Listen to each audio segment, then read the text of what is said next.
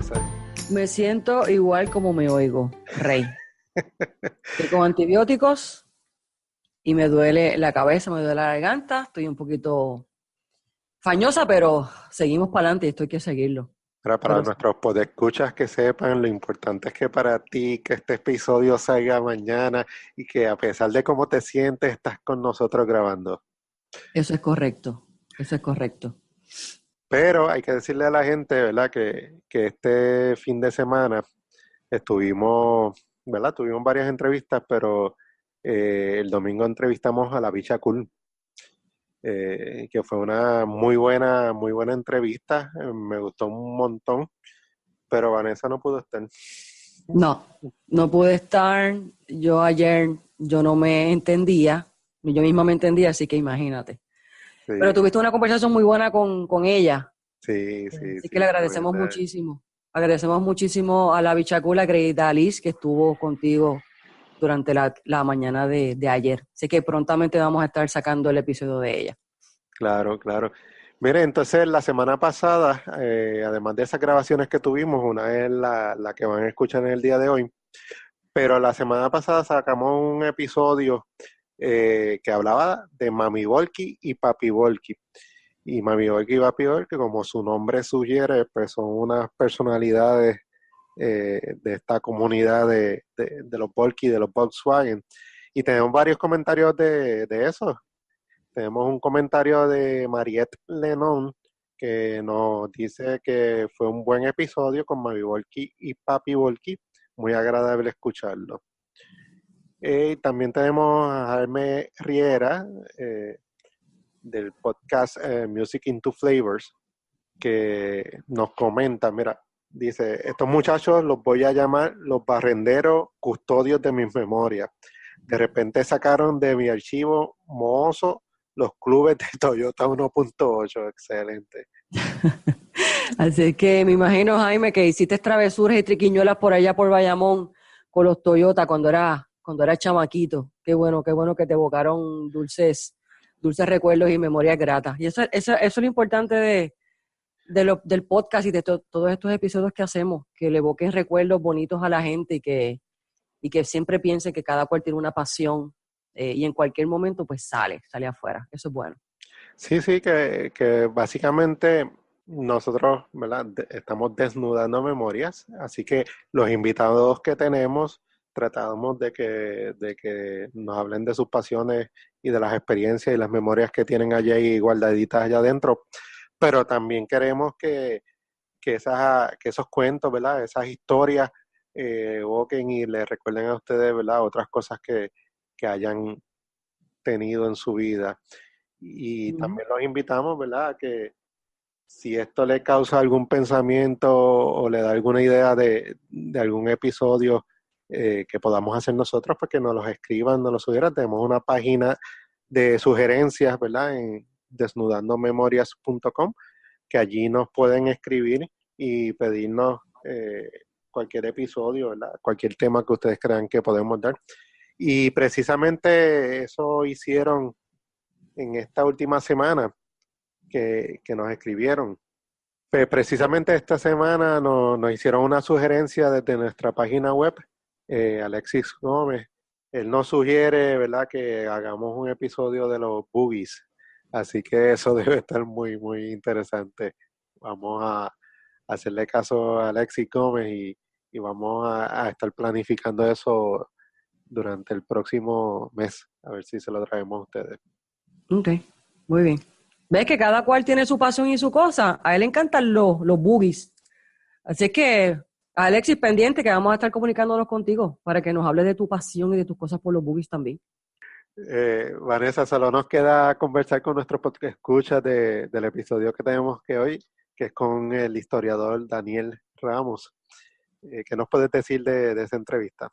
Ay, Rey, a mí, yo estaba embelesada. Yo no sé si a ti te pasa, pero hay cierto tipo de personas que cuando comienzan a hablar y te están mezclando estas historias y estas cosas, tú te embelesas y como que se te va la mente. Y a mí me encanta la historia. Yo soy una apasionada de la historia.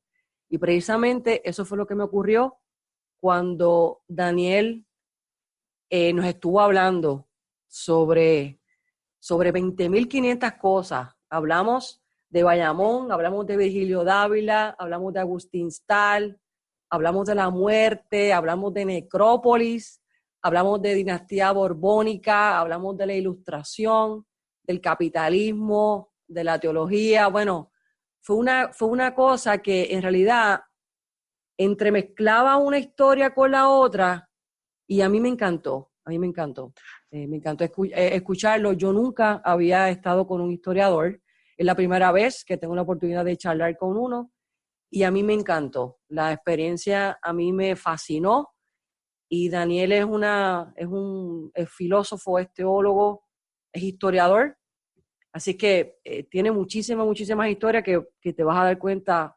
mientras estés escuchando el episodio. Estuvo muy, muy bueno. Mira, nosotros teníamos mucho interés de coordinar esa entrevista, esa conversación más bien. Sí. Pero yo no sabía qué esperar. Yo no tenía idea.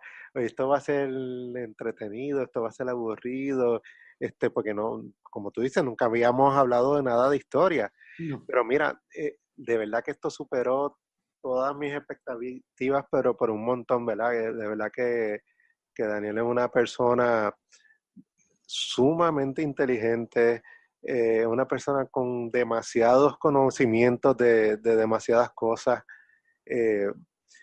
Y también tiene una forma de contar y de transmitir ese conocimiento que tiene que es tremendo, ¿verdad? O sea, yo estaba tan entretenido con todas las historias que nos estaba haciendo y como tú dices, ¿verdad? No es tan solo que te esté hablando de unas historias, sino que también te está poniendo en contexto y te está dando unos puntos de vista que yo nunca antes los había pensado de esa forma. Así que estaba igual que tú, yo estaba aquí como que la mente me iba a millón porque es que me gustó mucho lo que hablamos. Así que yo creo que eso es una buena introducción para que la gente se anime, ¿verdad? Y escuche lo que viene ahora mismo.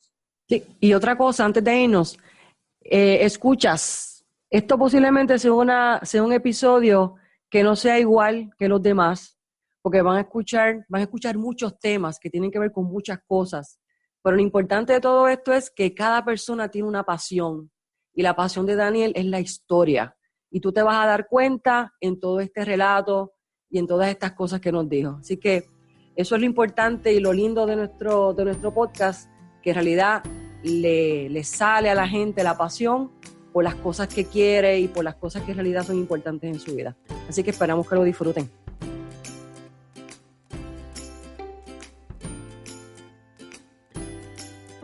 Ya empezamos a grabar, ¿verdad, Rick? Sí, ya está Normalmente grabando. hacemos eso, empezamos a grabar unos segunditos antes, Okay. para ir ambientándonos. Seguro, claro. Te voy a preguntar, Daniel, ¿qué te convierte en un historiador? ¿La pasión por la historia o los estudios? ¿Qué te convierte a ti en historiador? Yo creo que son las dos cosas. Porque hay muchas personas que son historiadores y no tienen los estudios, ¿verdad? Simplemente la curiosidad y el deseo de saber y de buscar y de recopilar información y mantener la información guardada y interpretarla, ¿no? Interpretar la información, que es lo más importante. Pero ciertamente, como esto es una disciplina pues formal, pues los estudios siempre son importantes. Y pues claro, en la medida que se puede la persona preparar mejor, pues mejor sería, yo que entiendo. Okay. O sea, que existen grados conducentes a historiador, o eso es algo que tú estudias historia y te haces historiador con eso que tú me estás hablando. Sí, bueno, existen los 3 grados, los 3 niveles de estudio, es decir, bachillerato, maestría y doctorado, existen para ser historiador. Okay. Se hacen los 3 niveles. Pero yo diría que el oficio de historiar o el oficio de ser historiador básicamente es la capacidad que se tiene de recopilar data y luego de interpretar esa data en determinadas circunstancias y hacia determinado objetivo. Una persona que tiene un bachillerato en historia puede hacer historia y se convertiría en un historiador porque ya tiene los elementos básicos del método, que es lo más importante en la ciencia histórica. Lo más importante en la historiografía es tener el método para poder entonces hacer investigaciones. Ciertamente, cuando se tienen grados ya más altos de maestría o doctorales, pues ya la persona se convierte en un individuo que puede hacer la indagación por sí mismo sin la dirección de nadie. Okay. Eso es otra cosa diferente. Ven aquí, ¿cuándo tú supiste que tú ibas a ser historiador? Pues realmente yo no pudiera yo decir cuándo yo me di cuenta. Yo sí siempre tuve la pasión que tú describes. Yo la identifiqué, vamos a decir, en temprano, ¿no? Yo tendría como unos 20 años. Cuando yo, estudiando en la universidad, sentía que yo tenía más relación con los cursos del programa básico que con los cursos de la carrera que había seleccionado. Okay. Yo llegué a la universidad con la intención de hacer una carrera en música. Era mi deseo. Y entré a la facultad, entré a estudiar música a la Universidad Interamericana de San Germán. Y comencé como todo estudiante, pues con el currículo básico, como hace todo el mundo. El primer año, primeros 2 años, usted sabe que siempre se hace todo lo básico. Pues yo descubrí pronto en los básicos que yo tenía más relación con los cursos de historia y de humanidades que con los cursos de música formal, de la teoría, de las cosas que llevábamos a nivel de armonía y esas cosas. Entonces, surge inmediatamente, yo tengo acceso a los básicos, pues surgió un deseo que era, eso sí yo puedo describir como una pasión, que yo al verme que yo podía matricularme en lo que yo quisiera, pues yo me sentí en la libertad de matricularme en lo que me dio la gana. Entonces yo siempre tuve el deseo, eso sí yo siempre lo recordaba, que yo siempre tuve el deseo de estudiar filosofía. Ese era, si había algo ahí oculto que yo siempre acariciaba, era eso.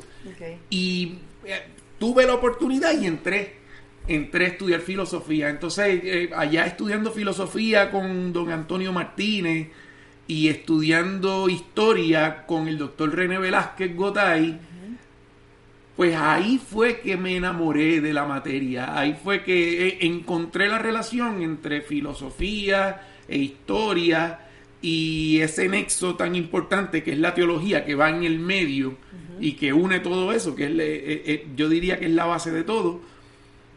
Pues ahí pues ya me decidí. Entonces hice un cambio de facultad. Me cambié de música, que prácticamente estudié la carrera entera, pero cambié al final a historia en propiedad. Entonces ya pues de ahí para adelante seguí en este camino, ¿no? La maestría la hice después.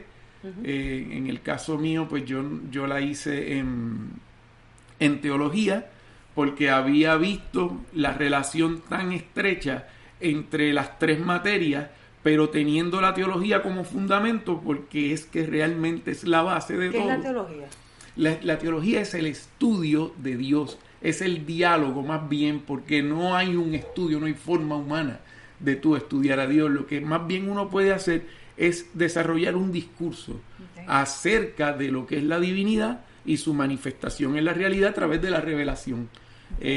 Obviamente en mi caso yo estudié la teología para poder alimentar ese aspecto de la historia y la interpretación de la historia que yo necesitaba para después cuando fuera el doctorado. Era el deseo. Y pues se hizo. Entonces hiciste doctorado. Sí, yo luego me doctoré en la Universidad Interamericana en la materia de historia, ya en propiedad, y tomé como área de trabajo especializado pues el área de la historia de las mentalidades. Lo que historia de las mentalidades, y el tema central mío pues fue la muerte dentro de la mentalidad, y ahí pues se podía quizá uno manifestar mejor esa relación entre filosofía, entre historia, que es respuesta de la gente ante las situaciones, que es la mentalidad, pero que eso va a venir con una, vamos a decir, eso tiene un poquito de la filosofía formal que está ahí metido, pero también tiene otro elemento del conocimiento cultural, que es la mentalidad, que es la manera en la que la sociedad como grupo responde a diferentes situaciones. Pero entonces de lleno está toda la mentalidad teológica ahí. Okay. Porque es respuesta ante la muerte, que al final del camino la religión se conoce por la muerte. Para tú entender una religión en su forma quizás más básica, la pregunta fundamental que uno se hace es que cómo bregan con los muertos. ¿Cuál es el asunto con el muerto? ¿Qué decide X religión con los muertos? ¿Qué decide esta o Y religión con el muerto? Ya ahí vas a tener de base el principio de esa idea religiosa.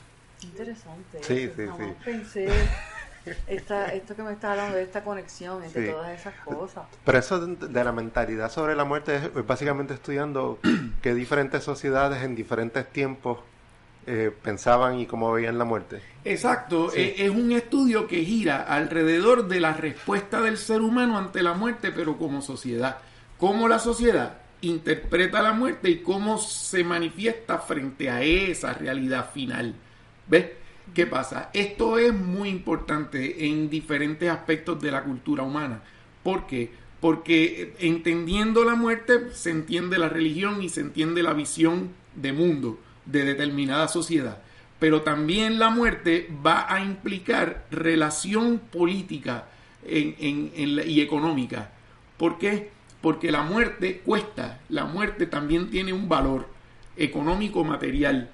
Y el Estado se va a mover alrededor de la muerte también en la medida que lo necesite. Según el Estado tiene la necesidad económica, va a reclamar dinero y lo va a reclamar de la misma muerte. Y ese es el caso, por ejemplo, en el mundo español, eso se va a observar. El mundo español tenía en la época moderna a la Iglesia Católica como quien tenía el control de la muerte, por virtud de que, por ser religión, los cementerios y todos los elementos dedicados a la cuestión mortuoria están vinculados a la Iglesia. Hasta que llega la reforma borbónica al gobierno español, es una estructuración administrativa mucho más coherente y mucho más lógica, y como parte de eso se van a adueñar de la muerte. El Estado, en la figura de Carlos III, va a reclamar los derechos sobre la muerte. ¿Qué se hace? Pues sencillo, lo que hace el rey es que utiliza un argumento ilustrado para poder justificar lo que quiere, y dice, bueno, nosotros necesitamos, es decir, nosotros, el gobierno, el Estado, necesita sacar de los centros de los pueblos todos las necrópolis que existan, todos los cementerios que estén ubicados en los centros de los poblados deben salir de ahí porque enferman a la población. Entonces se utiliza un argumento ilustrado, un argumento ya del siglo XVIII y del siglo XVII finales, que es la idea de que por asepsia yo no tenga muertos cadáveres en los centros de los pueblos. Al yo no tener muertos y cadáveres en los centros de los pueblos, pues obviamente tengo que montar el cementerio en las afueras de los pueblos. Al hacer eso, ya el rey se ganó para sí todo el andamiaje económico que gira alrededor de la muerte, los derechos por panteones, lo que se pagaba por enterrar un cadáver, todo lo que costaba mantener los muertos dentro de las tumbas en periodos de tiempo, todo eso se pagaba al obispado. Pero con este giro, con este cambio, ve, aquí tenemos un ejemplo interesante de cómo elementos propios de la religión están directamente vinculados a la realidad material. Aquí lo tienes directo. Entonces, aquí en el caso de Puerto Rico, pues es muy interesante porque Se puede decir que se ha privatizado la muerte. bueno, Ahora le pertenece el capital. Vamos a decir que se privatiza en el sentido de que el rey es un privado. Es decir, Sí. él es el propietario de las cosas. Sí, Sí, claro, sí. en ese sentido uno puede decir eso. Y antes también con la iglesia, en cierta manera también, porque el obispo es más bien quien administra esa. Siempre había que pagar. Aquí es ¿A quién le paga? a quién ¿A llega quién le va a pagar? ese dinero.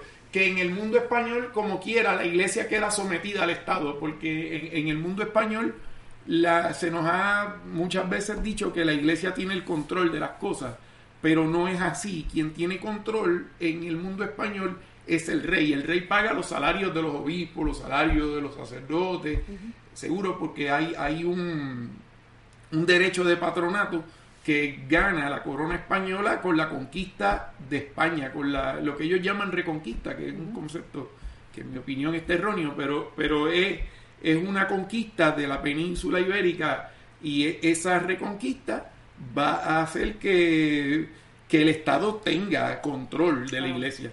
Y bueno, pues sí, la muerte se convierte en un elemento que utilizará el Estado para controlar y para obtener más ganancia y más ganancia cada vez, la medida que mejor puedan.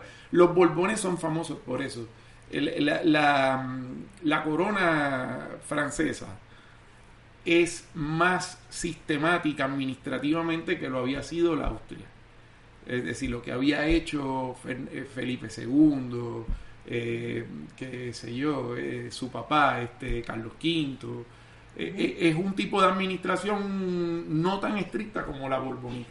Okay. Sí, lo que los borbónicos. Y en Puerto Rico, bajo el dominio de España, todo eso que tú me estás hablando ocurrió aquí en Puerto Rico, que sacaron los cementerios, o eso vino mucho antes. Sí, no, la decisión es 1789, es la decisión de Carlos III, y ocupa todo el imperio español en América, en África, en Asia. Por eso que los cementerios en Puerto Rico están fuera de los pueblos. Exactamente, pero originalmente son nuestras plazas de recreo. Generalmente, aquí en el caso de Bayamón, la plaza de Hostos, la iglesia de la Santa Cruz, estaba rodeada por el cementerio Nuestra Señora del Carmen, que llegaría más o menos casi hasta donde estamos nosotros aquí sentados. Hasta aquí más o menos sería el tercer tramo del cementerio, hasta esta fase de aquí, donde estarían enterrados los negros, los esclavos, que son los que van en el tercer tramo. Porque la muerte también marca clase y sociedad. En el primer tramo, que es lo más cerquita al atrio de la iglesia, lo más cerquitita, van los ricos. O sea, que enterraban a la gente también de acuerdo a las clases sociales. Claro. No sabía eso. Las personas económicamente poderosas van en el atrio de la iglesia, lo más cerquito al culto. Entonces, después va un segundo tramo, que ahí van todos los libres, aunque sean pues más pobres o un poco con más recursos, pero personas libres que no están en la liga de los que van en el primer tramo. Claro.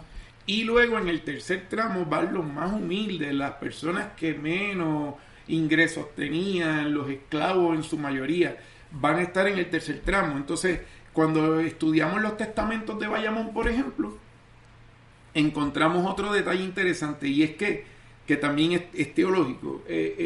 Encontramos a los propietarios, es decir, a los ricos del pueblo, exigiendo en su testamento que se me entierre en el tercer tramo con hábitos de San Francisco de Asís, o en el caso de Bayamón con hábitos de Santo Domingo de Guzmán, en el tercer tramo del cementerio, o que se me amortaje con un paño blanco nada más y se coloque mi cadáver justo directo a la tierra. Hay diferentes formas de reclamar que se entierre el cuerpo, y eso tiene que ver con la idea del último momento de la vida, donde la persona se identifica con el pobre. Exacto, El tema de la pobreza y de la religión es un tema extenso, claro, gigantesco, de por qué se reclama la pobreza en por ejemplo, los textos sagrados. Que eso es un elemento fundamental en la teología cristiana, y que va a cambiar en el siglo XVII. Esto va a cambiar drásticamente con Calvino, ¿verdad?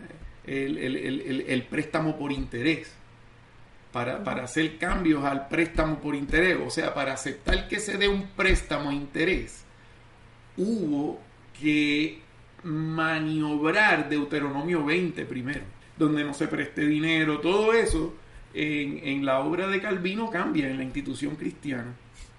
El calvinismo va a producir la idea de que sí se puede prestar, y se puede prestar por interés dentro de un espacio de caridad.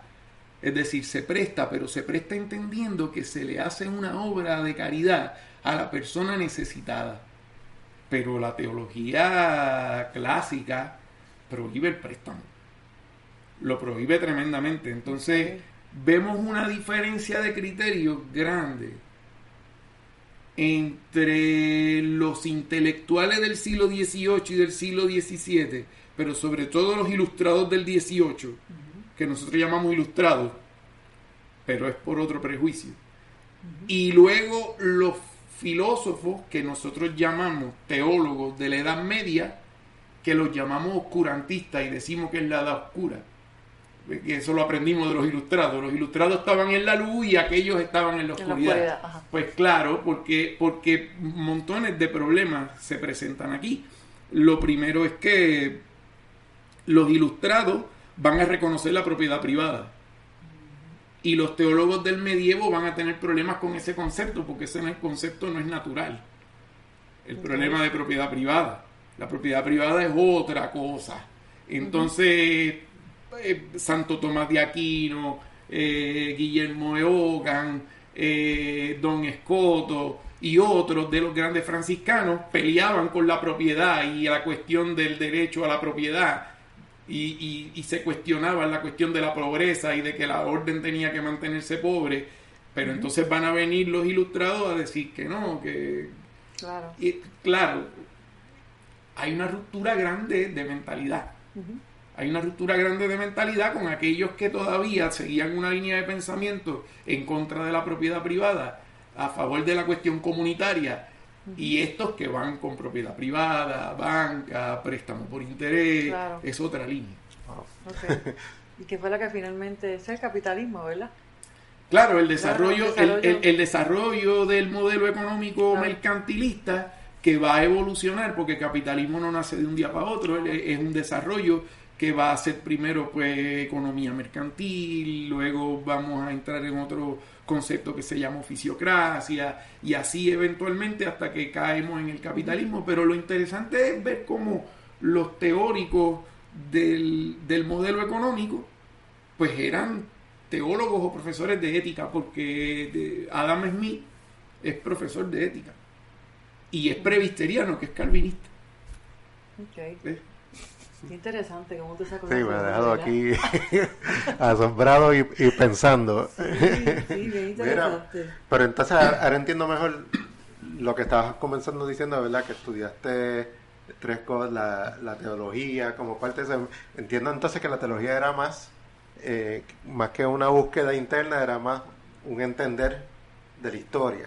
Sí, él buscaba dentro de esa ciencia cómo poder ayudar el proceso de interpretar la realidad. Pero ¿cuándo tú te das cuenta de eso? Porque es que obviamente en algún momento te diste cuenta que estaban unidos. Que estaban unidos. Bueno, claro, te vas a dar cuenta según comienzan los cursos de filosofía. Uh-huh. Ahí comienzas desde la filosofía a ver las cosas unitariamente. Pero más bien yo lo vine a ver leyendo a un filósofo que se llamaba Walter Benjamin. Walter Benjamin es un filósofo judío que, haciendo un estudio sobre historia, él expone, él manifiesta en ese trabajo que la filosofía y la teología eran una esclava de la otra. Entonces decía, la teología es quien verdaderamente lleva aquí el control, porque al final del camino, cuando uno hace interpretaciones intelectuales, se da sobre una cosmología. ¿Sabe? La operación de comprender las cosas desde la razón, eso que los ilustrados se van a adjudicar como dueños y propietarios de la razón, que no es tan así.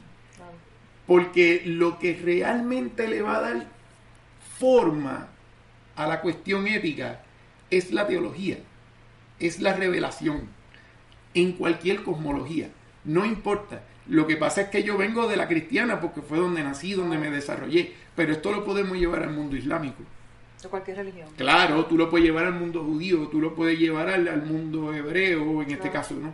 Pero cosmología al final se convierte en interpretación ética más tarde. Es decir, hay un paso, en filosofía se dice se pasa del mitos al etos. ¿Ves? De la cuestión mitológica, de la respuesta mitológica, lo que nos lleva a otro problema, y es que nosotros en nuestro país, yo he visto mucho también, que se utiliza el concepto de mitología como sinónimo de falsedad. Okay. Y esto es un error grande también. Esto es de lo que demuestra es que no se tiene control del lenguaje tampoco. La mitología, o el mito, vamos a decir el mito, es un género literario coherente, que lo que trae por intención es expresar un elemento del conocimiento o un aspecto del conocimiento que a nivel material para nosotros está muy lejos, está muy distante, está lejos. Entonces yo alegóricamente explico algo que es realmente lógico y coherente. Eso está en... Sí, cuando lees Paul Ricoeur te dice, no, es que el mito es un elemento coherente, es un relato lógico. Lo que pasa es que no tengo los elementos materiales abstractos para yo llevarte al tema. Por ejemplo, la creación. Si yo te digo, bueno, el ser humano ha sido creado porque Dios le dio forma en 7 días, hizo esto, aquello. El texto del Génesis, que es mítico, el mito del Génesis, no está errado. La creación se dio en miles de años, en miles y miles de años de evolución, de proceso. Pero hubo un movimiento, una acción primaria. ¿Ya? Es lo que tú puedes determinar como creación, fácilmente, sin ningún problema. Lo que no tiene el hebreo que está escribiendo estos textos es abstractamente qué es una mitocondria, qué es un ribosoma, qué es un ácido nucleico, qué sé yo, todos esos elementos biológicos que después eventualmente van a surgir y que al final del camino tampoco te explican nada. Porque al final del camino, cuando tú analizas el concepto de creación, no hay disputa. No hay disputa porque claro, es simbólico. Si la Biblia te pone una cifra, te dicen 7 días pasaron tales cosas. Los números en la Biblia son cabalísticos, no son números concretos reales. Okay. En el hebreo no hay infinitivo. Éramos muchos los que estábamos allí. No se puede decir en hebreo. Hay que dar, porque no hay la capacidad lingüística para infinitivos de ese género. Tiene que decirte si es mucha gente.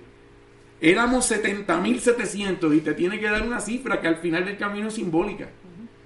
Tiene un peso simbólico al final del camino. ¿Ves? Okay. Entonces, no es tan tonto. A veces yo le explicaba a los muchachos, y acá cuando vienen, que hablamos un poquito más de las cosas, más en profundidad, hablamos de los indios. Yo les digo, bueno, ¿y cómo se hace el mundo para los indios? ¿Cómo se crea el mundo para un indio? Y explicamos la creación del agua, por ejemplo, la creación del océano. Y el océano nace en el mundo indígena a partir de las lágrimas de Yaya, de una divinidad poderosa que controla la agricultura. Esta figura que se llama Yaya tiene un niño que se llama Yayael. Y Yaya cargaba 2 grandes canastas con todas las semillas habidas y por haber. Esto es un concepto que parece infantil, ¿verdad? Lo más interesante, pero es completamente lógico. ¿Por qué? Porque es la figura, vamos a decir, masculina, que lleva en las manos estas grandes canastas y las va transportando, y ahí lleva todo, maíz, batata, yuca, todas las cosas que para aquel mundo era importante. Bueno, nada, que aquellas grandes cosas él las puso en una esquinita y el nene travieso al fin jugando le rompe la canasta. Y se rompe una de las canastas y llega Yaya llega bien molesto y le forma una pelea al nene y Yaya responde matando al niño. Lo pisa y lo espacharra, lo mata. Okay. Y luego al tiempo, después de observar el daño tan grande que hace por un acto de coraje, entra en una pena profunda. Imagínate un Dios penando, que es más brutal que un ser humano, y un papá matando un hijo, pues más brutal todavía. Claro. Pues entonces ya empieza desconsoladamente a sufrir y a sufrir y a sufrir al ver lo que ha hecho y a llorar como un loco, y de las lágrimas de Yaya se hace el mal. Ok, Preciosa la imagen, claro. hermosa. Entonces, todas esas historias de la mitología taína En este caso está bien. crecen así. De ahí es que surgen. Claro, claro. Y así por el estilo, pues cada cosmología, los taínos tienen la suya, los cristianos tienen la suya, y cada grupo social tiene la suya. Esto va a ser importante y va a ser fundamental a la hora de producir razonamiento lógico. Porque el razonamiento va a venir de ahí.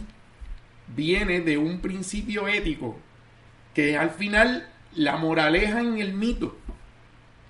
Exacto. Claro, el no matarás nuestro, que tenemos en la Biblia, en el Decálogo está, y aparece en diferentes momentos, en Deuteronomio también creo. Cuando tienes eso ahí, lo traes a la sociedad moderna ya después de la Ilustración, y acá tenemos el mismo no matarás, pero sobre una estructura ética explicando que no se debe quitar la vida de otra persona, pero de fondo lo que está es el mito. El mito en el cual Yahvé le da a Moisés una serie de directrices y le dice: esto no harás, esto no harás, esto no harás, y esto sí harás, y si haces esto malo tienes estas penas. ¿Verdad? Que es como funciona el Decálogo. Sí, es lo mismo, exactamente lo mismo. Claro, en términos generales. Por eso es que cuando Paul Ricoeur dice, bueno, es que el mito es un elemento lógico, es coherente, no se equivoca. Lo que pasa es que no se tienen los elementos quizás de civilización.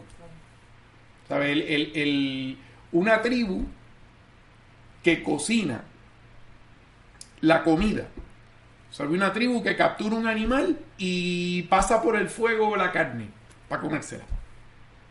No está muy lejos de mí que meto el pedazo de carne en un microondas. Claro. Porque el principio es el mismo. Ellos para comer saben que cocinan. Tienen que cocinar la comida. Lo que yo tenga un microondas y ellos tengan 4 piedras y un poquito de leña, no es una gran diferencia, solamente un elemento de civilización. Bueno, sí, yo tengo la tecnología del microondas o la estufa buena que prende bonito, pero el hecho de cocinar es el mismo. Okay. Mira, y hay mitos de Bayamón. ¿Tienes así? No, porque particularmente de Bayamón, ¿no? No. ¿Cómo tú entras al historiador de Bayamón? ¿Cómo tú llegas aquí?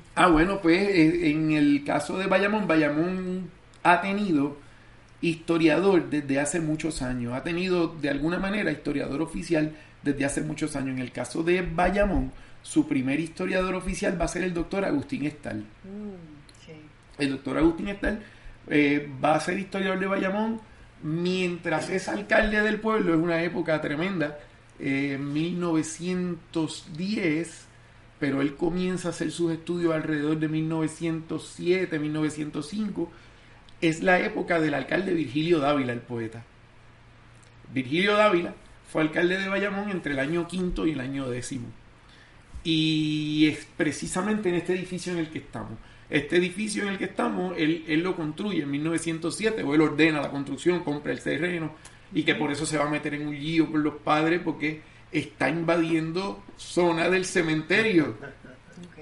Recordemos el relato de ahorita. Sí. Entonces, él obviamente van a tribunales y se pelea todo eso, y gana el alcalde, porque el litigio se levanta en tiempos de Estados Unidos, después de la invasión. Entonces, pues claro, el tribunal falló a favor del municipio y nació la alcaldía esta sería la número 4 que tuvo el pueblo. Entonces, Virgilio pues tenía amistad con Agustín. Agustín era un intelectual tremendo, era uno de esos que estudiaba de todo. Y entre las cosas que estudia historia. Y decide escribir un panfletito sobre historia de Bayamón, y nace una cosa que se llama Fundación de Bayamón. Y esto pasa en 1910.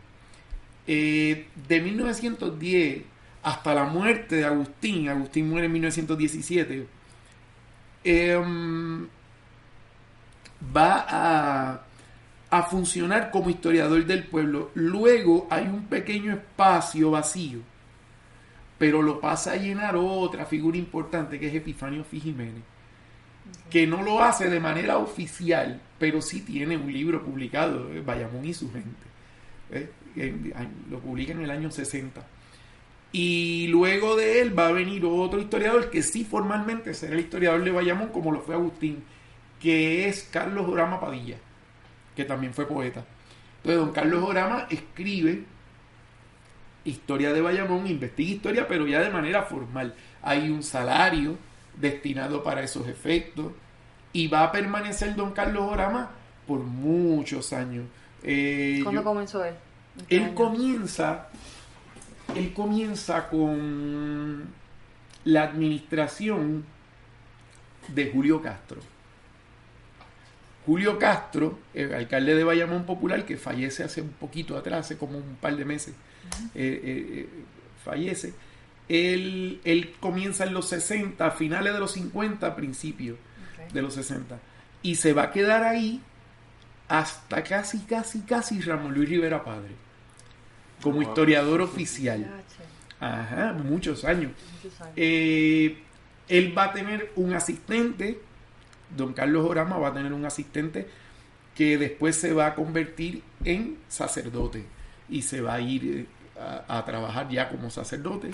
Mario Rodríguez León, que manda un saludo desde aquí porque está todavía aquí en la parroquia de Cataño. Y el doctor Mario Rodríguez León, él luego se doctorará y se convertirá en va a ser historiador oficial del pueblo con Ramón Luis Padre. Y va a comenzar, ya lo era desde Manuel Aponte Borrero, que es el alcalde anterior. Entonces luego sigue Ramón Luis Padre hasta que Mario se prepara para irse de sacerdote y se marcha. Ahí llega don Ignacio Lazagasti, que es otra figura que también manda un saludo, es profesor en el Centro de Estudios Avanzados de Puerto Rico y el Caribe, y don Ignacio Lazagasti también, y publicará varios libros. Mario publica por lo menos 2 libros, Bayamón Notas para su Historia, volumen 1 y 2, que publica Mario Rodríguez, y don Ignacio Lazagasti va a ser el editor del Cuaderno Histórico de Bayamón y de los catálogos de documentación en el Archivo General, que son como 8 o 10 volúmenes. Ignacio Lazagasti hizo mucho en términos de identificar las fuentes y todo eso. Muy bueno. Y luego de Ignacio Lazagasti regresó Padre Mario, y luego aparece la necesidad, y ya yo tenía la maestría cuando aparece la necesidad. Y me hablan de entonces que el municipio pues estaba buscando una persona que ayudara a reconstruir el archivo histórico y a trabajar todos esos detalles. Y pues dio la casualidad que yo tenía ya los estudios y yo apliqué un resumen. Tú eres de Bayamón. Yo soy de Bayamón. Y entonces tuve la oportunidad, me la dieron en aquel momento, en el 2002. Y entonces yo entré. Y comencé a trabajar ya con el archivo histórico y toda la cuestión de reconstruir el archivo y eso. Y hasta ahí, hasta el día de hoy. O sea que llevas varios años en esto. Sí, yo llevo mucho tiempo. 16 años llevas aquí en Guayabón. Sí, y tuve la oportunidad de ser estudiante de Mario. Sí, Mario Rodríguez fue mi maestro en el seminario. O sea que cuando tú hiciste el doctorado ya estabas aquí, en la posición. Yo me doctoré siendo historiador de la ciudad. Sí, ¿De qué fue la tesis cuando te doctoraste? Sí, claro, mi tesis fue las mentalidades en torno a la muerte en el Bayamón del siglo XVIII al siglo XIX. Ok. Sí, mi tesis doctoral. Sí, que era el tema que nos hablaste junto con Bayamón. Ese fue el tema. Y entonces ahí en esa tesis, pues, por ejemplo, se invierten los papeles sociales, ¿no? Uno de los hallazgos de esa tesis es que elementos vinculados a la política se van a servir de argumentos teológicos para lograr sus objetivos, y elementos vinculados a la cuestión religiosa van a utilizar argumentos científicos ilustrados para lograr sus objetivos también. Entonces se cruzan los argumentos. Es lo más interesante. Cuando por ejemplo, tenemos a don Juan de Valle, que sería uno de los síndicos del Cabildo de San Juan, discutiendo el tema de mudar el cementerio de la Catedral de San Juan a las afueras de San Juan, donde está lo del Morro, para hacer ese procedimiento. El don Juan de Valle expone en aquel momento un argumento completamente teológico. Entonces comienza por el Génesis y comienza explicando un político, él no es sacerdote, él comienza explicándole al obispo que tiene que poner el billete para poder sacar esos muertos de donde están y colocarlos en el otro sitio, usar dinero de la catedral, pero para obligarlo y sustentar lo que quiere, se va a servir de toda una exégesis bíblica del Antiguo Testamento y lo va a llevar hasta el Nuevo Testamento. Eso es un documento valiosísimo. Está, gracias a Dios, está en la tesis. Pero es impresionante cómo él va tomando y va a ir vanando del Génesis al libro del Levítico, al libro de los Números. Él va a ir pasando de un libro a otro, para decirle al obispo, o sea, para decirle al teólogo, que tiene que sacar los cadáveres de un lugar y ponerlos en otro. El obispo responde esa carta con otra carta. Pero, argumentos políticos. Pero los argumentos son estrictamente científicos. Entonces, agarra toda la ilustración, ¿verdad? Este obispo es Juan Alejo Arizmendi, que es nuestro primer obispo puertorriqueño. Entonces, él había estudiado, pues, leyes, ¿verdad? El derecho canónico. Entonces, todo el argumento es científico. Entonces comienza a decir, no existe evidencia ninguna que alguien se enferme por tener cementerio cercano. Okay. Y entonces hay un cruce en los argumentos. Y eso en la historia de las mentalidades es sumamente importante. Porque va validando lo que dije desde el principio. Que la cuestión religiosa va a dominar la cuestión política. Todo el tiempo. Okay. Todo el tiempo. Interesante. Sí, no. Mira, a lo mejor esta pregunta nunca te la han hecho. Ajá. ¿Tú sabes lo que ocurrió el año en que tú naciste? ¿Qué cosas importantes ocurrieron? Pues mira, te tengo que ser honesto, no. Ya, la memoria mía es mala. Y yo no recuerdo... ¿Y la década? ¿En la década que naciste? Bueno, para no ponerte un año. La década. Sí, bueno, la década es importante. En los años 70, en la cultura, por ejemplo, la música era una cosa del otro mundo, nada mejor que esa década. La década de los 70 incluso es mejor que la de los 80. Claro que sí, claro, yo nací también ahí. Si comparas los 70 en la música, casi toda la salsa vieja, la mejor producción se dio en esa década, igual que el rock. Claro, Led Zeppelin y todos aquellos grandes se dieron en los 70. Halen, Blondie, toda esa gente nacieron allá. Sí, fueron de los 70. Fueron setentosos. Pero, claro, y desde el punto de vista de Bayamón, pues claro, los 70 también, y en el caso de Bayamón, implica un despegue tremendo en la cuestión de la administración pública, porque comienza una visión de expansión en el casco urbano y en toda la zona del Distrito Central que no se había vivido en Bayamón desde Virgilio Dávila. O sea, Virgilio Dávila es el primer alcalde de Bayamón que verdaderamente es revolucionario, ¿verdad? Virgilio Dávila le va a dar, por ejemplo, luz eléctrica al pueblo, ¿verdad? Es el primer alcalde que va a traer ese concepto. Virgilio Dávila va a traer el concepto también de la socialización de la salud. Aquí donde estamos hubo un hospital.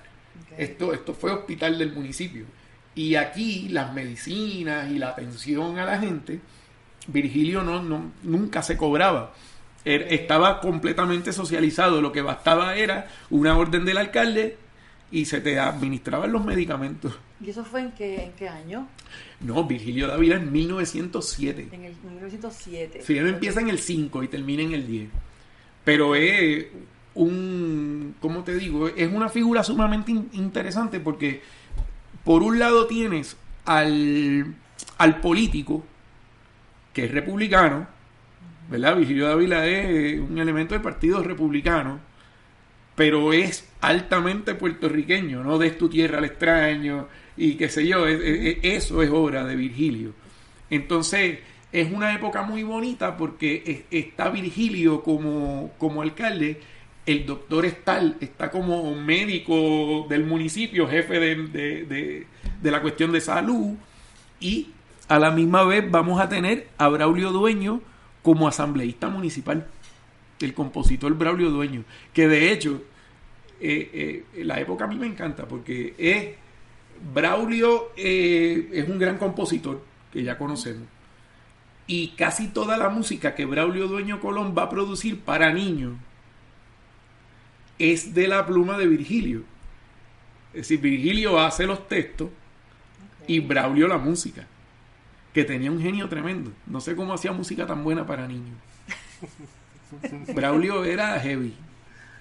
Sí, Braulio era pesado. Era tremendito. Braulio era pesado. Braulio tenía varios hijos. Y Braulio Dueño dicen que era bien seco. Lo dice el mismo hijo, Manuel Dueño. El Braulio Dueño era flautista, pero era un gran músico, ¿no? Un compositor tremendo. Y el hijo intentó tocar el piano y intentó tocar la flauta.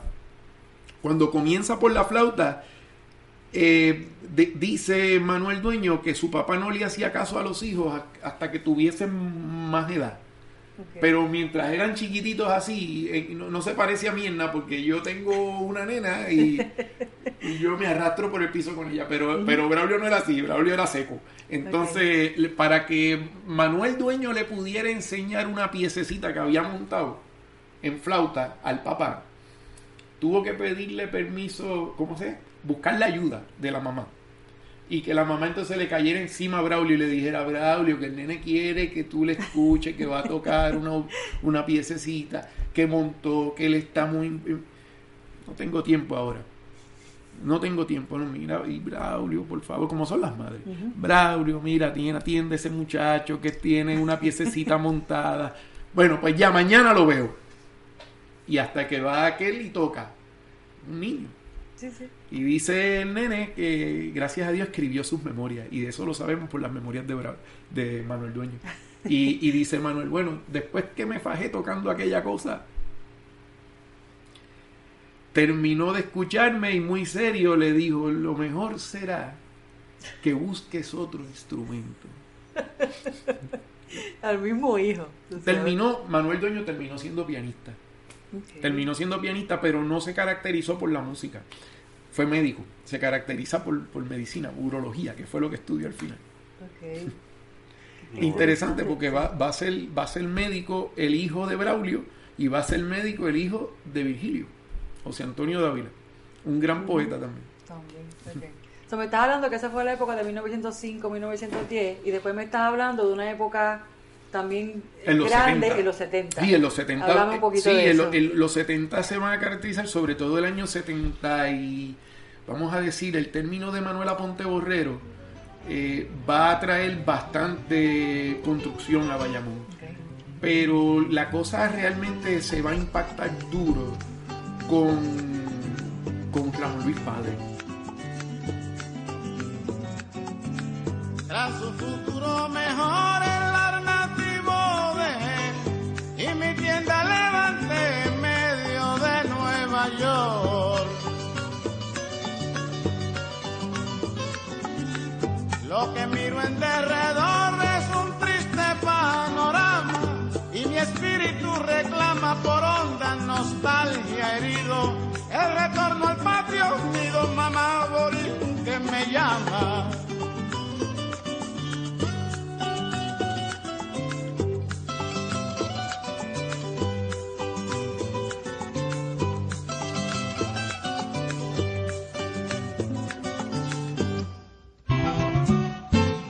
En donde aquí encontraré, como en mi suelo criollo, el plato de arroz con pollo y la taza de buen café. En donde veré radiante en su bata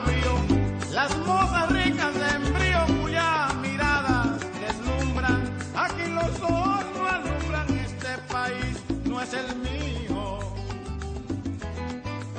Un día típico tuyo como historiador de Bayamón, ¿cómo es? Claro. ¿Cómo es un día típico? Pues, ¿qué te digo? El trabajo que yo realizo es bastante amplio, ¿verdad? Se hacen muchas cosas. Y a veces cuesta explicarle a las personas que me visitan o que me preguntan qué tanto hace un historiador, porque entonces tienen una idea, pues bendito, como no conocen, pues claro, es normal. Pues mira, muy sencillo. El historiador está a cargo de interpretar la realidad. En fundamento ese es el tema, interpretar la realidad. ¿Qué pasa? Interpretar la realidad tiene múltiples utilidades y la municipalidad se sirve de esas utilidades una y otra vez. Claro. En el caso mío, pues si yo me levanto en la mañana, me voy a mi máquina, ¿verdad? Yo abro la mañana mirando mis correos electrónicos, mirando que entró y qué sé yo. Una vez yo veo que entró, que yo respondo ahí lo que pueda yo responder en ese momentito, entonces yo paso a mi trabajo que estuvo del día anterior que se quedó pendiente. En mi caso, yo hago más bien investigaciones. Mi trabajo es sobre researching todo el tiempo. Okay. Lo que pasa es que ese research cambia en base a la necesidad que tenga la municipalidad, pero yo llevo mi agenda. Yo tengo mi agenda propia. Claro. ¿Qué pasa? Una combinación de ambas. Exacto, yo llevo mi agenda propia. En cuanto, como historiador, gracias a Dios, aquí el municipio siempre ha actuado así con todos los historiadores.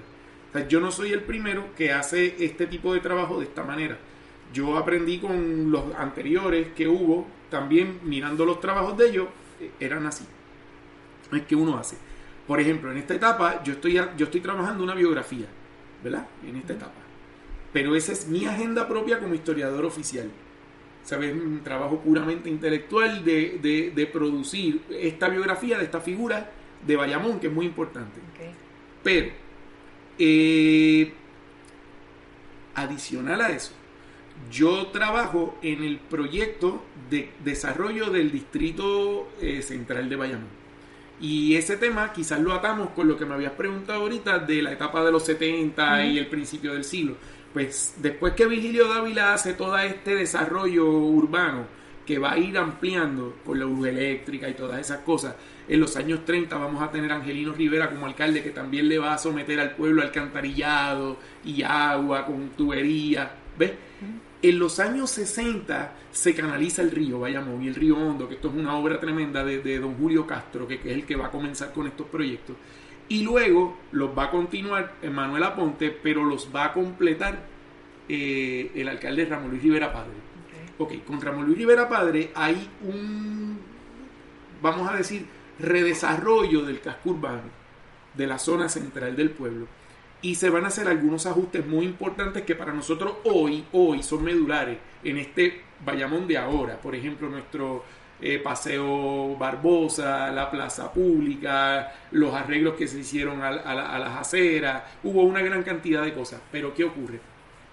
El alcalde actual es la persona que ha ido terminando lo que comenzó Julio Castro.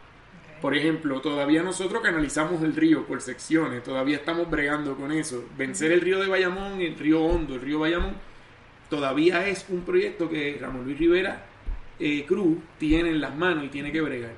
Entonces, el otro proyecto sería el Distrito Central, otro de los muchos proyectos donde yo estoy incluido. Pues el Distrito Central, que es esta parte más antigua del pueblo, que es del siglo XVIII, donde estamos ubicados, más o menos ocupa unas 9 calles, de norte a sur y este a oeste, no pasa de ahí. Para poder revitalizar este casco urbano, pues ha habido que estudiar los edificios, ha habido que estudiar las estructuras y sus impactos sociales, ¿verdad? Una cosa es que el edificio esté ahí y otra cosa es el impacto social del edificio a través del tiempo. ¿Qué ocurre? El alcalde actual tiene un proyecto de revitalización del casco que es muy importante para nosotros porque está trayendo vida al casco. Los cascos urbanos, todos en Puerto Rico, sufrieron de una especie de pérdida de población.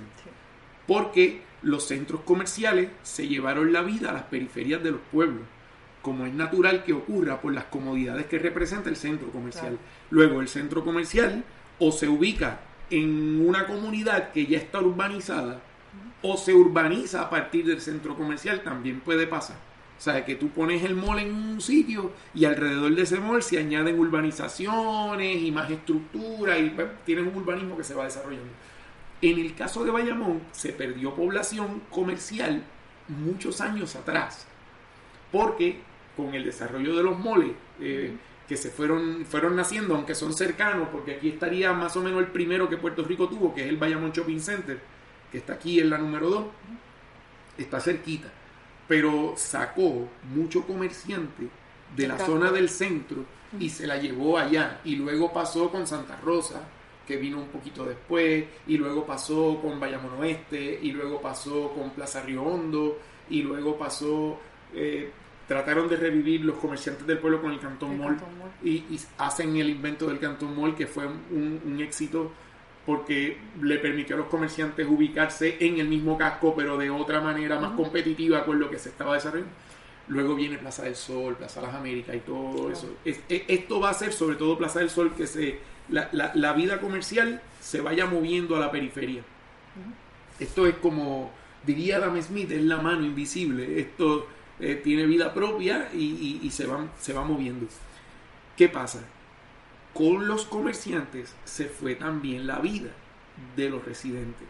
Los residentes se marchan y se van a vivir a urbanizaciones en las periferias. El alcalde actual, Ramón Luis Rivera Cruz, lo que tiene en mente es hacer a Bayamón luego lo que fue en el 1905. Entonces, estamos encontrando futuro en el pasado. O sea, en este caso, por ejemplo, en términos económicos materiales, el pasado es la clave del futuro. Interesante, pero literalmente. Pues claro, claro que sí, porque si yo miro el Bayamón de 1905, el Bayamón de Virgilio Dávila en concreto, yo encuentro que Bayamón estaba poblado, tenía habitantes, el distrito central tenía habitantes en estas 9 calles, y en las partes bajas de las estructuras habían comercio ubicado en aquel tiempo de pequeño volumen, que es lo que se necesita hoy. Son pequeños comerciantes los que tienen la clave del éxito para una economía de futuro frente a las cosas que se están viviendo acá.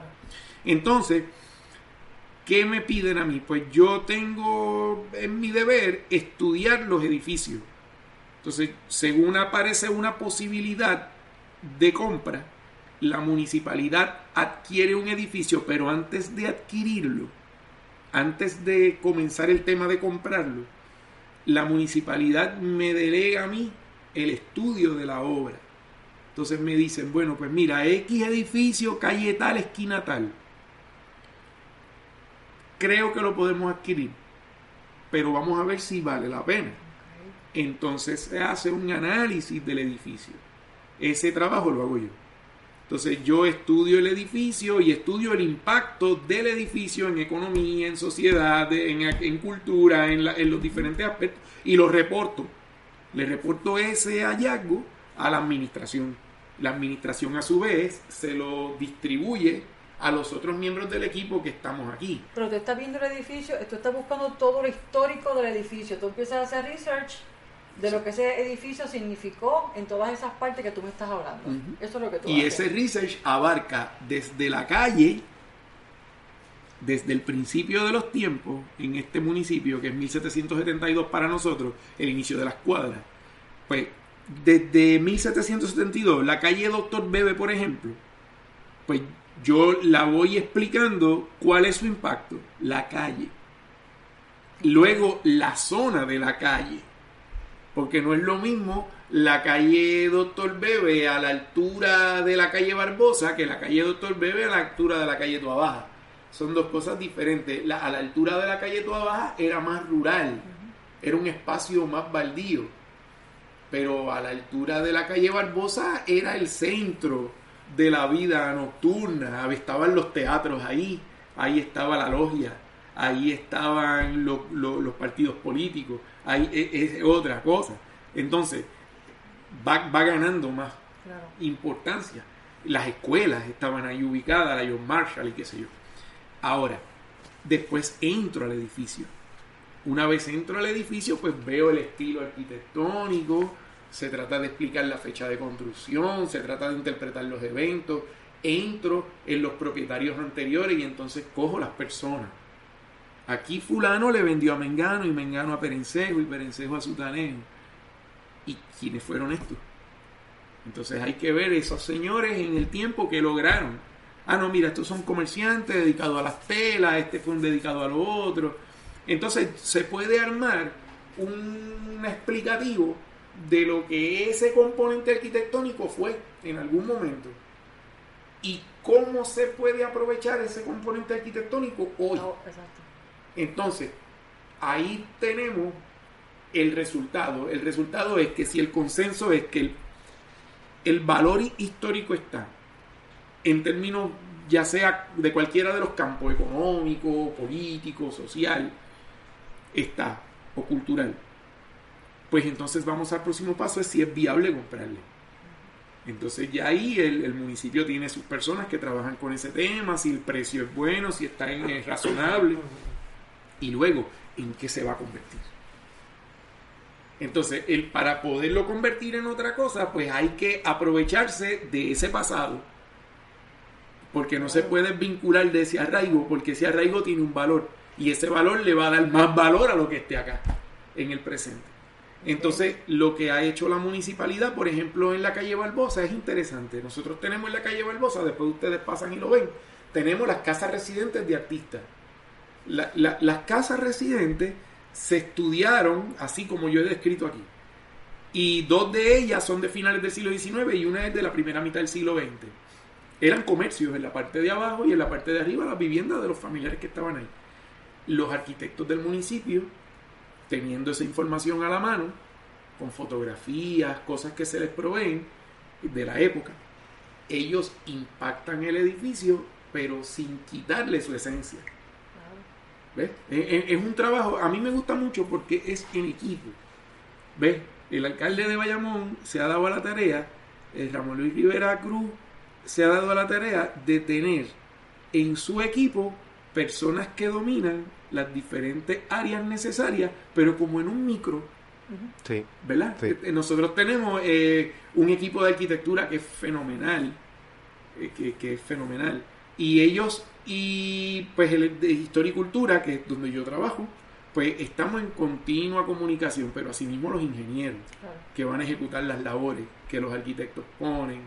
Y pues eso permite que fluyan las ideas. Por ejemplo, aquí en la calle Barbosa, los obreros impactando el edificio de Perucho, que es un edificio de 1875, pero la finca es del siglo XIX principio, ¿verdad? Que pudimos, gracias a Dios, rastrearla hasta que era finca, hasta que era solarcito, ¿verdad? Y quién era el dueño del solar y la casita de madera y todo eso.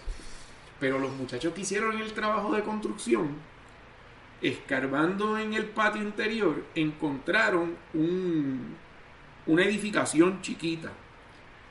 Y estas personas llamaron inmediatamente al alcalde. El alcalde lo observó y como el alcalde conoce mucho sobre el tema de la historia, el alcalde determinó rapidito, pues esto parece un aljibe. Esto parece un aljibe. Entonces me llamaron a mí y yo pues claro, cuando lo vi inmediatamente, era verdad, era un aljibe. Va a parecer curioso porque esta historia como que encaja bien perfectamente.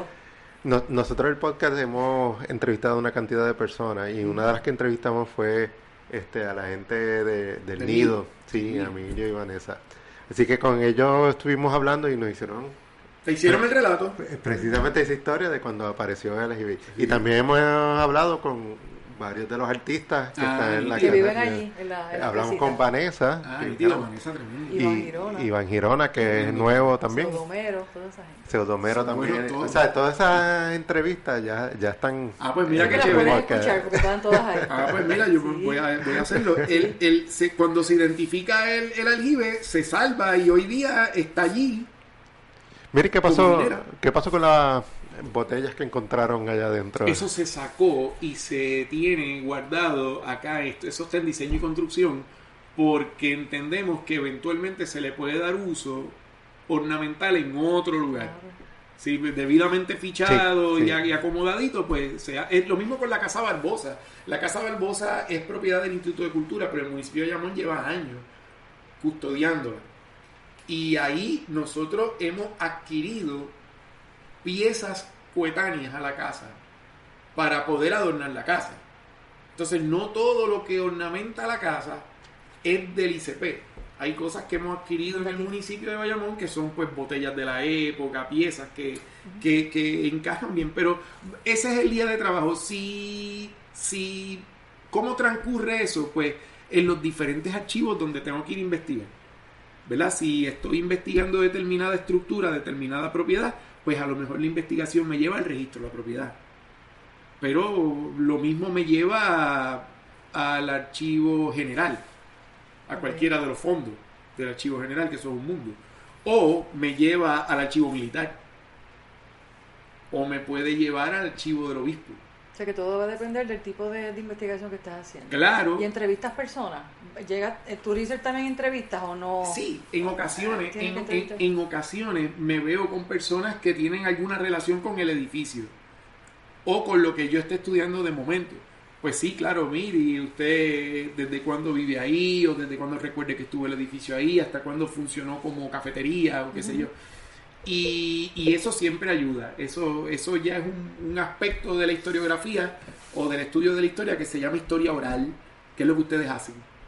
Lo que ustedes están haciendo con los podcasts, lo que pasa es que no se ve ahora, pero lo que están haciendo es proporcionando data para que los historiadores orales en el futuro puedan trabajar.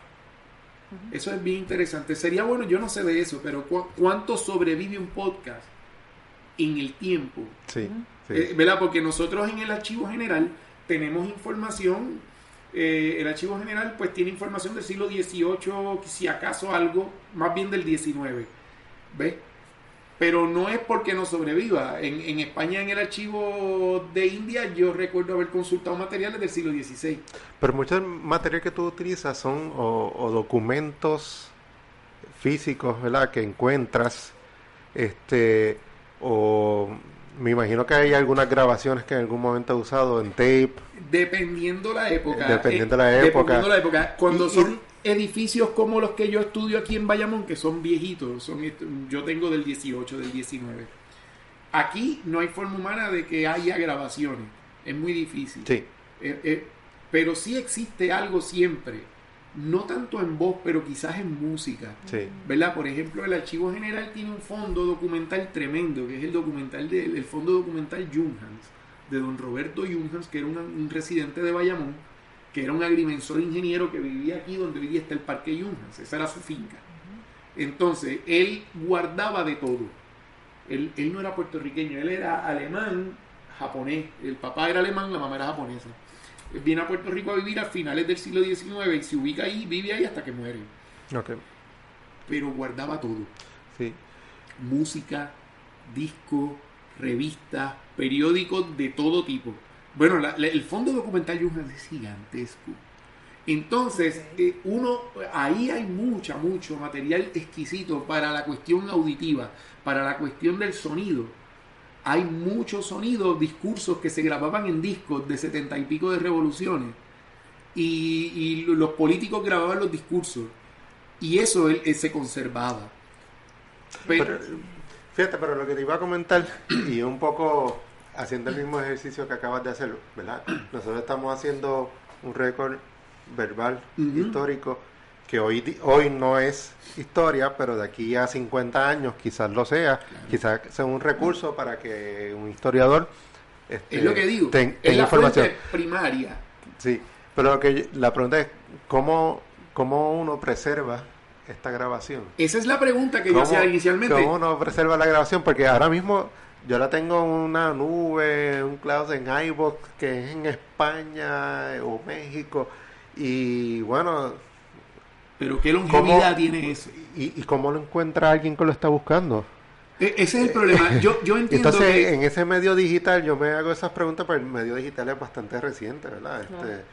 Y un medio, ¿cómo uno va a tener todos estos recursos y ponerlos disponibles a alguien que los esté buscando? Ese es el tema. El tema aquí es ok, yo tengo este juguete nuevo que es el pod, yo lo doy, lo grabo, lo manipulo, es bien útil. El problema es cuál es su longevidad primero. ¿Cómo yo sé que va a durar 100 años? Como los documentos del archivo de Sevilla, que están ahí por 600. Correcto. Porque el papel antiguo, tú lo puedes lavar y lo pones a secar.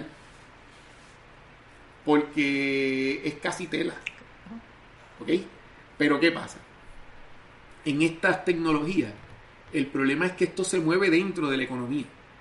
Entonces, el día que deje de ser rentable, el aparato que te guarda todo esto en esa nube, en ese cloud, donde tú tienes todo eso metido, la persona lo que hace es que por ley te va a mandar una notificación. Sí. Sácalo de aquí porque ya para tal fecha, de tal año, de tal mes, yo voy a cerrar.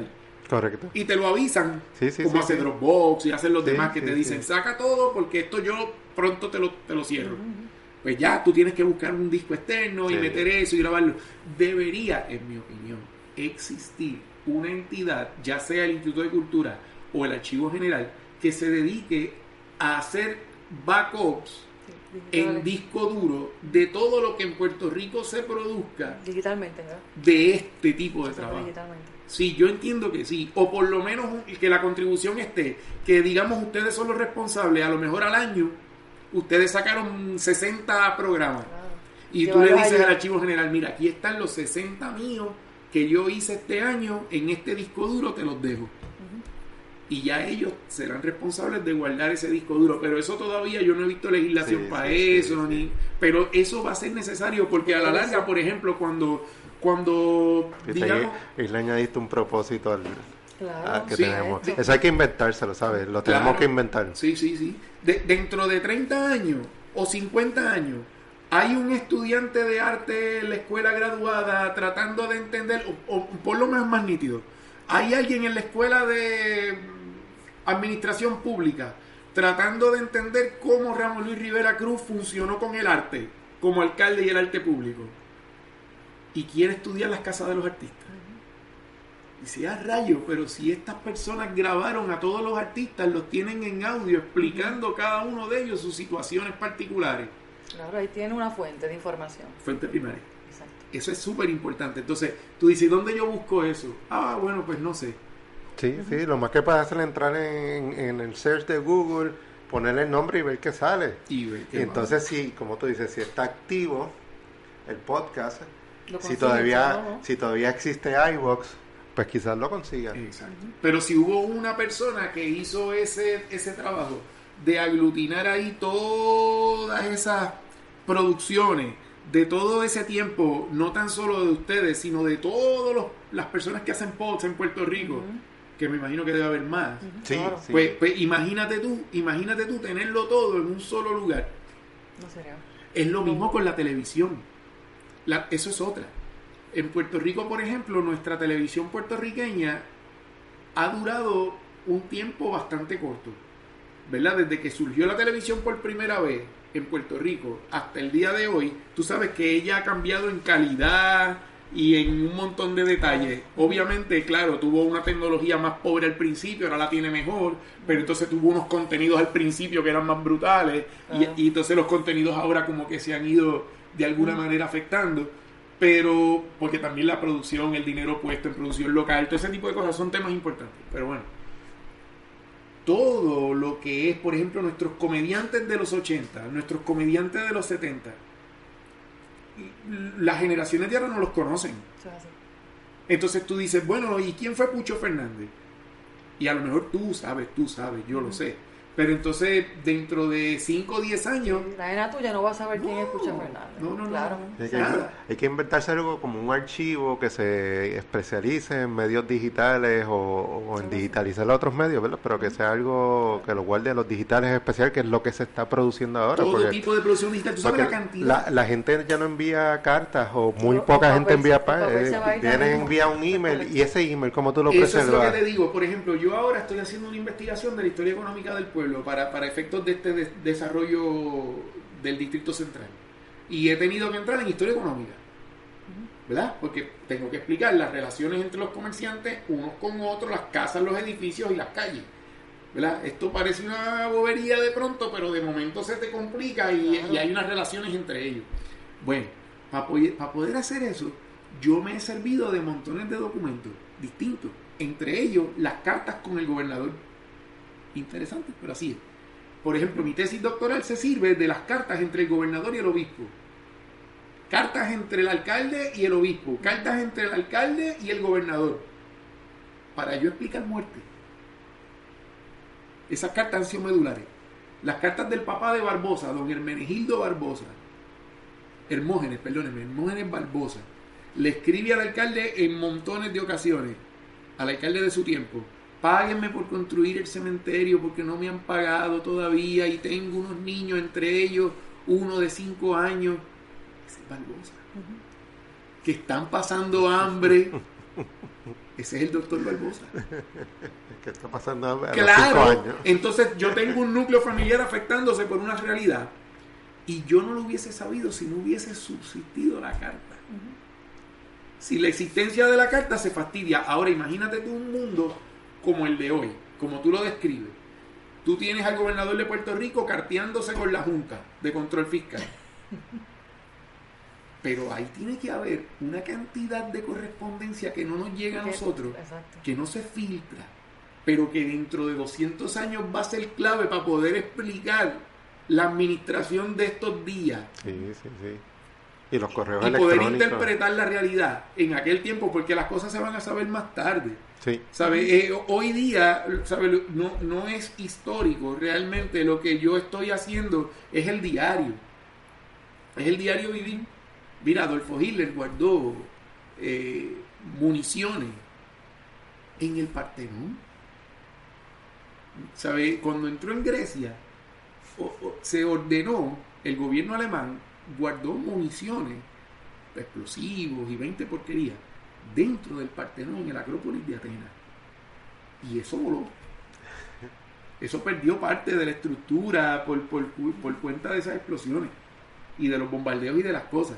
La ciudad de París se salva del bombardeo porque él tenía una inclinación tremenda por el arte, porque él era artista.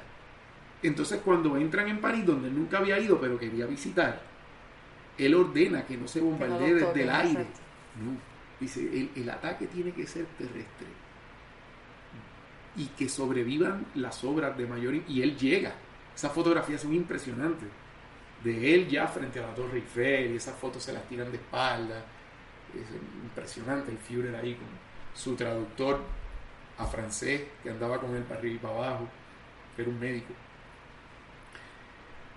Y se roban el arte, se roban medio mundo porque él ordena que se saquen las obras de arte. Entonces la persona que lleva parte de la operación de robarse el arte es un alemán, Hermann Göring, que roba arte como loco para sí mismo, sin que lo sepa el Führer.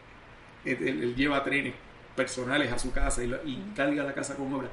A lo que voy es, tú sabes la cantidad de evidencia que hay que se pierde por ser digital. Fotografía, Sí. porque las que estoy describiendo de Hitler con su gente allá, con Hermann Göring, iban a unos files, los alemanes grababan todo. O sea, los alemanes tenían, para que tú tengas una idea, con IBM, la compañía de computación americana, IBM era quien le vendía el software, el material de indexación para las ejecuciones. Toda la gente que murió en los campos de concentración estaba detallada en registro de IBM. Y hoy día sabemos quién murió allí porque le dieron un tiro y quién murió allí porque agonizó porque no tenía comida. Todo eso lo sabemos porque los alemanes llevaban un récord tremendo de todo lo que iban haciendo. Sí. ¿Ves? En el mundo digital, ¿cómo lo vamos a hacer? ¿Cómo lo vamos a hacer? Eso es lo que todavía digo. Sí, sería sí. bueno que ustedes entrevisten a alguien que sepa mucho del mundo Sí, esa digital. es una buena pregunta. Sí, Hay que está buscarle bien, un la historiador Que digital. entrevisten al tecnético, no, alguien que sepa mucho de tecnología, que te pueda sí. decir qué ¿Se te capacidad- ocurre alguien? Mira, yo no sé. ¿No se te ocurre alguien Bueno, que conozca, que sepa de esas cosas? Hay que buscarlo. El tecnético sería lo más cercano porque es lo que yo he visto. Una persona así, o el otro, ¿cómo se llama aquel que tiene apellido alemán? Oppenheimer. Otto Oppenheimer. Ajá, también sabe mucho de tecnología.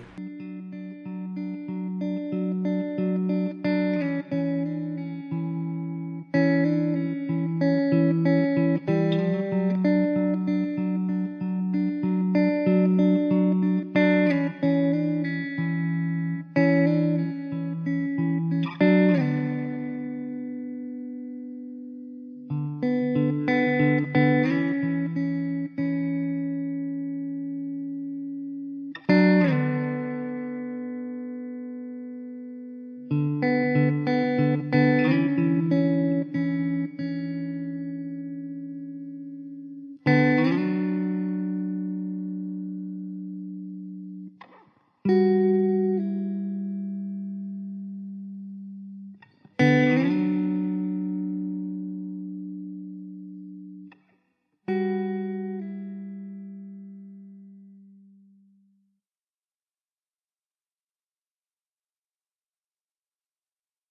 un break.